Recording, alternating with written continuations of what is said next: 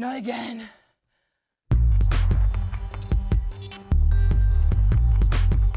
Good evening, hello, welcome to season 17 of The Struggle. I am your host, Poppy Achilleos.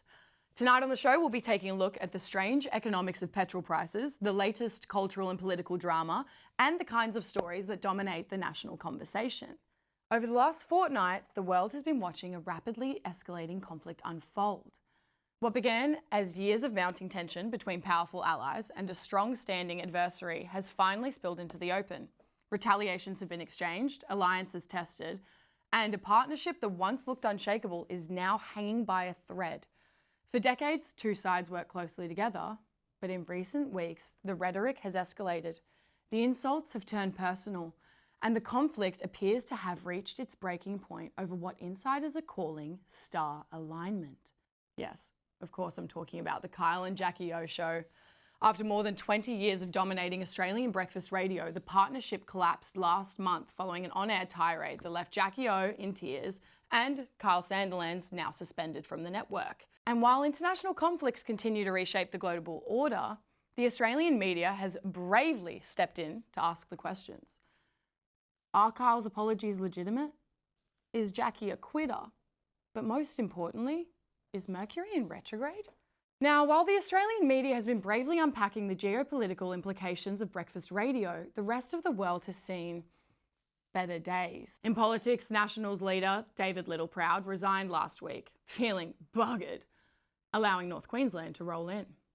Formula One returned to Melbourne, where Oscar Piastri managed to crash before the race had properly begun, proving the only thing faster than a Formula One car is Australian sporting disappointment.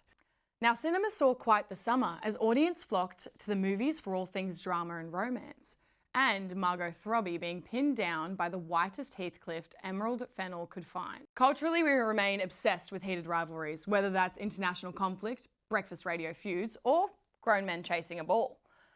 Meanwhile, petrol prices are rising, global shipping is wobbling, and Australians have begun to prepare for economic uncertainty the only way we know how: panic buying. Which is interesting because petrol is one of the only products where the price can triple overnight, and the explanation is always just something happened overseas. But don't worry, the ACCC is now investigating petrol price gouging, which means that in the next 6 to 8 months, they're sure to release a strongly worded PDF. Here's Alyssa to tell us more. We all love our petrol guzzlers, our rowdy Commodores and our trusty Toyota Camrys, but these thirsty lemons are making it harder and harder to make lemonade. As the current war in the Middle East restricts the supply of crude oil to Australian shores, its trickle-down effect may have you think twice about that late-night drive. With the December 2025 quarter having an average retail petrol price of 180.4 cents per litre, you can imagine, as a consumer, you would be feeling pretty run dry. While the twitchy Strait of Hormuz restrains the amount of oil able to make it to Australia's economic zone, the ACCC consumer watchdog has said they will not hesitate to take action, and has been given the go-ahead by Treasurer Jim Chalmers to slap retailers with fines of up to $100 million if they're found to be price gouging. Big Petrol has its grubby little fingers in your tank, but how deep can they go? Last week, Victoria introduced the Fair Fuel Plan, making it mandatory for fuel retailers to report general changes like price and unavailability. Taking it further by getting retailers to post daily maximum fuel prices and publishing them on ServoSaver. Not like we have anything like that, right?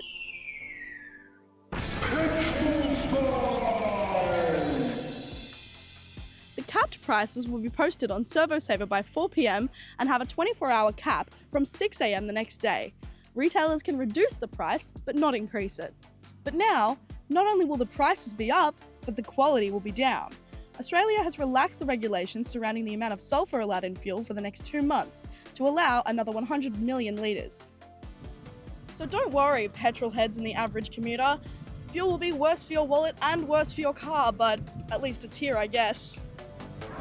If you feel like you've got no control over your wallet, spare some consideration for UK Prime Minister Keir Starmer, who seemingly has little control over his own country. After refusing and then delaying US armed forces access to British air bases, American President Donald Trump said Starmer was no Winston Churchill, a devastating insult for the posh lawyer turned politician. Here's what happened after that. So I said to Donald, I may not be Churchill, but at least I can handle my drink. Okay, Sir Prime Minister, you've got a busy day of trying to make everyone hate you less. Good night. Here, dear boy. War makes the man. I thought it was manners. By not letting the Americans use our bases to bomb Iran, you make an enemy out of an ally. You must show strength. Sir, with the greatest respect, I think it's important to show restraint in perilous times. You know, surely you'd agree, considering, Gallipoli. Huh? Look who it is. Tony, my old chum. Now, how the devil are you? You died when I was 11. Kia, we have a special relationship with America, and as a willing partner in that relationship, it is your duty to do exactly what they tell you to do. It's easy to make America your friend. 1, 2, 3. Oh! This government will not support bombing Iran into submission. And I certainly won't be taking advice from the two architects of the most infamous illegal war of the 21st century. If you can't beat them, bomb them! If you can't beat them, bomb them! If you can't beat them, bomb them! If you can't... Oh, okay. Time to make a decision. Tomorrow. Ah, world leaders. The intergenerational fellowship of guys with cool ties. While Starmer is haunted by those of the past, let's look to the present, where the Oscars hosted our favourite unsightly characters and least favourite movies we never saw in cinemas. We now bring you some tasteful footage that didn't make it to air, for nobody really knows. Earlier today, all the chronically online Letterboxd users, cinephiles, and Leonardo DiCaprio's ex-girlfriends tuned in for the 98th Academy Awards. The Oscars, shwat! Fans anticipated the winner of notable categories of Best Picture, Best Director, and Best Actor and Actress for 2026. Sinners, starring Michael A. and B. Jordan, was nominated for a record-breaking 16 Oscar nominations. One Battle After Another, starring Leonardo DiCaprio, wasn't far behind at 13 nominations, with Marty Supreme starring Timothy Chalamet at 9. Whoa. Did you just say Timothy Chalamet? Right. Timothy Chalamet has been facing backlash over comments made about the ballet and opera, dismissing the art forms. And I don't want to be working in ballet or opera or, things where it's like, hey, keep this thing alive, even though no one cares about this anymore. Interestingly, these comments were made in the same interview where Chalamet says he admires people who keep movie theatres alive by attending the cinema instead of streaming films online. Hey, at least Timmy Tim still got that resurging rap career, ensuring that the musical art form will not be dying anytime soon. Hit it! Yay! Yay! Yay! Yay! Skirt! Skirt! Skirt! Yay! Hey! Hey! Hey! Hey! That's enough of that celebrity nonsense. Let's get back to the community. See you after the break. Welcome back to The Struggle, one of Melbourne's greatest assets, along with beautiful landmarks like misleading rocks and soon-to-be bland staircases that lead to nowhere.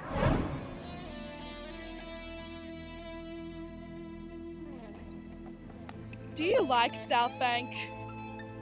Do you fang to hang at South Bank? If you said no, don't worry. The City of Melbourne is spending $1.7 million to turn these iconic red stairs that lead to nowhere into grey stairs that lead to nowhere.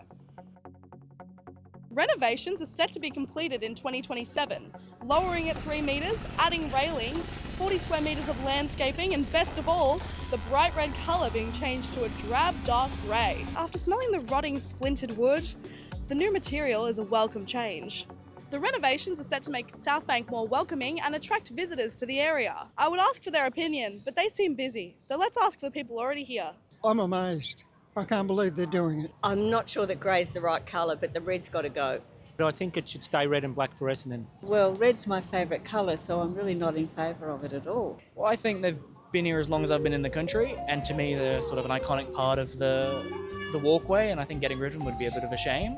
Considering I'm not sure what stairs you're speaking of, it makes it a little bit difficult. I like the red. The graffiti artists will get onto it and really liven it up, they've got an opportunity there. And if you think the government coming for our stairs is bad, wait until you hear about our rocks. Visitors to the 12 Apostles will soon have to pay an entrance fee, and you're not even paying for 12. Which is a bit worrying, because if you can charge people to look at some rocks, then... Sorry, you guys have to pay a fee to sit here. Tourists aren't the only people paying increased fees. Recently, the government's unannounced doubling of the cost to apply for a graduate visa has blindsided international students. Tejas went into Melbourne CBD to see if he could break the bad news even further. International students make up a huge part of Australian universities, and they make up an even larger chunk of their income. But with visa fees slowly rising and next to nothing on discounts, life for international students in Melbourne is about to get a whole lot more grim. What were your initial thoughts when you first found out about the visa change? Myself was like, not again. It's already been pretty high for applying the visa. Yeah, I heard it was pretty huge, like it's double, right? Yeah, I'm pretty shocked to hear about it. I mean, I think it's a little too much. Do you still feel like studying in Australia is worth it, even after the increased costs? Yeah, I think it's still worth it because the education quality that Australia offers and the amount of opportunities they have after the studies, it's pretty good compared to everywhere else. I really don't think so. I don't really think so. Even with the increase in price, I think it might still be an experience for an international student to study in Australia or any part. Well, that's how the buggers feel. Now back to you and Mr. View. While our international students are worrying about if they can get in, domestic students are worrying about if they can get off. Many Australians logging onto the internet this week may have found their favourite late-night goon sessions have quite literally gone soft. Pornhub's parent company ALO and several other major pornography platforms have begun blue-balling the Australian users, unless they complete new age verification checks, including government IDs and facial recognition. No ID, no entry, which means for these Australians, their browser history may finally stay incognito. The change follows through new regulations implemented by the eSafety Commissioner press release, which aims to protect the younger users browsing online. Any sites that fail to submit may face fines up to $49.5 million per breach. Anyone may find that hard to swallow. To talk us through what this really means for Australians having to cut back on their viewing habits, we're joined with an expert, Professor X-Sperm. Professor, how have young people reacted? Well, let me just whip it out.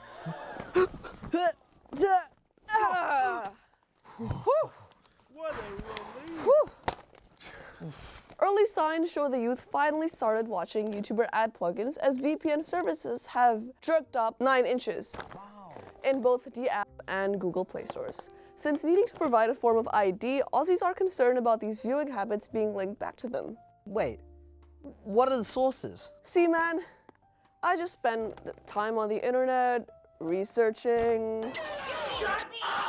Okay, it suggests that Australians will eventually adapt, but many users are left scouring the internet for other ways to stay entertained. Keep it safe online, and remember, the internet isn't always in the mood.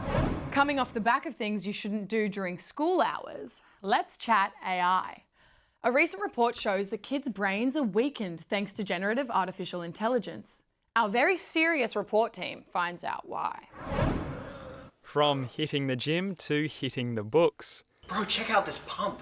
These boys are staying mentally fit thanks to warnings about cognitive decline. A new report on artificial intelligence showing why. Excessive and unstructured AI use undermines the development of our brain's mental structures. Psychologist and patient duo Jimmy and Alex say the effects are real. When I heard that Alex's ability to think and reason was diminished, I got right into ensuring that he didn't lose any brain gains with things like protein-dense food for thought. While regulated chatbots can benefit and support learning, face-to-face remains supreme. We've been training together, things like reading, thinking, and counting until failure. Infinity. The report warns that students become reliant on generative intelligence to think for them, but often generates answers that are wrong. However, in a statement, one AI model said that it is in fact not a logical thinker and does not know facts. I mean, I also asked it, I'm a baby panda, where is mama? And it said, don't worry baby panda, your mama is nearby. So, swings and roundabouts. Professor Lobel says this reliance on thinking machines harms students. And so what we need to make sure is that school students build those really important knowledge stores that help them think through life. Whatever the solution, Alex is taking it one page at a time. The end. PU. I'm glad my cognitive abilities and writing hasn't diminished at all. Anyway, slick around, we'll breed rack after this break.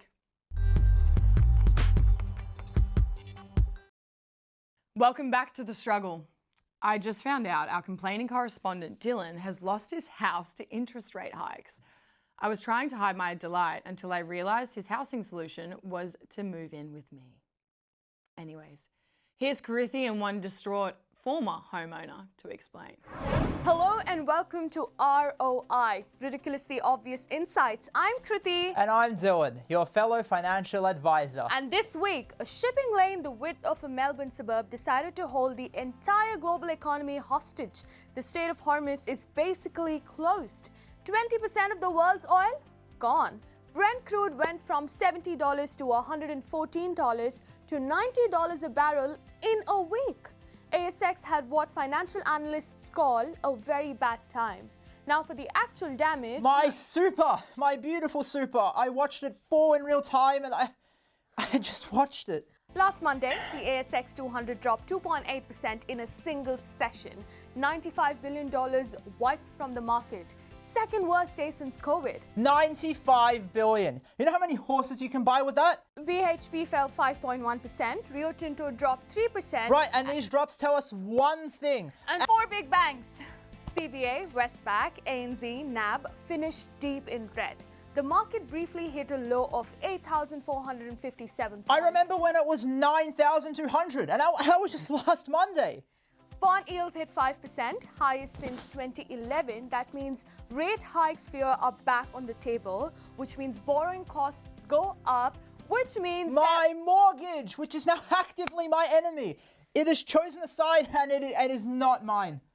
On the bright side, Tuesday was a partial recovery. The ASX bounced 1.5% after Trump decided the conflict as pretty much complete. Which brings us to our prediction for the rest of the week. If the conflict continues to de-escalate, oil stabilizes between $85 to $100, Wall Street holds and ASX could recover a further 1 to 2%. Banks and miners are likely to bounce back. Energy stocks may pull up slightly on profit taking. Or oil spikes again. The RBA panics. Rates go up. The ASX loses another 200 points. And we are back here next week saying the exact same things on a Zoom call. Because, of course, we won't be able to travel to the studio.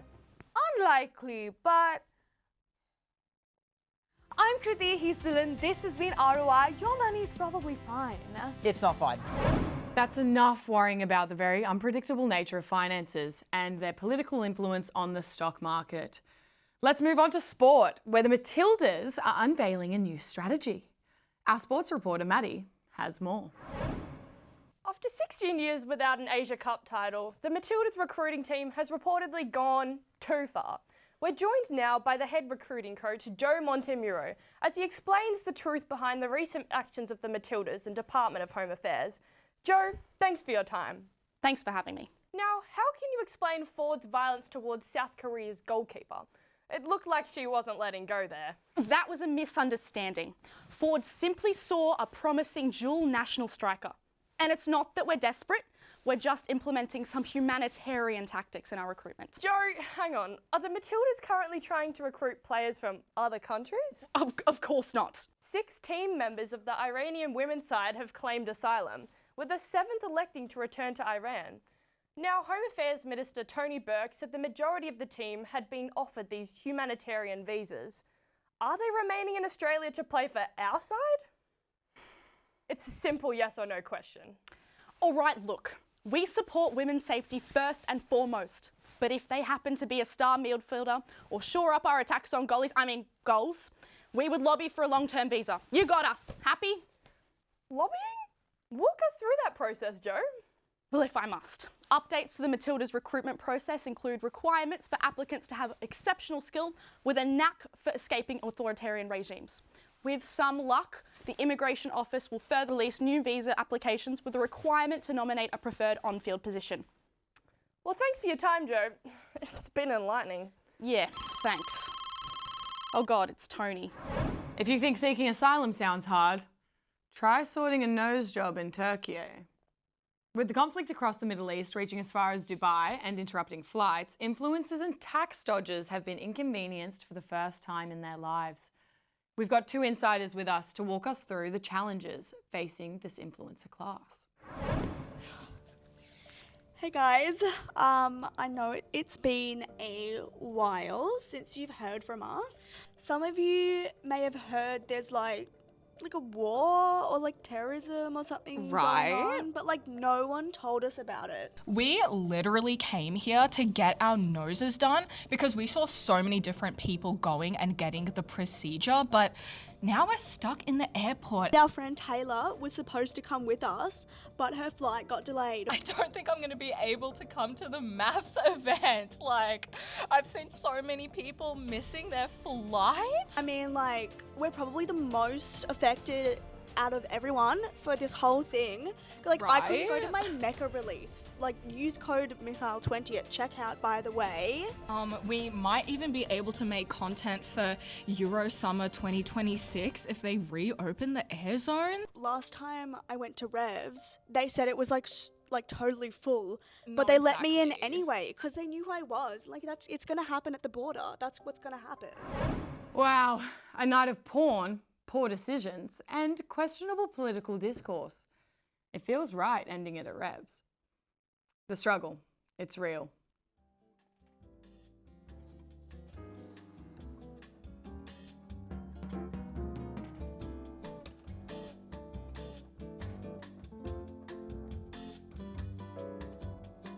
Yeet! Yeet! Skirt! Skirt! Skirt! Yeet! Yeet! Aye!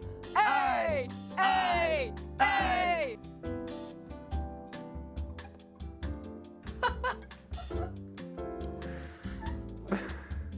Get right over me.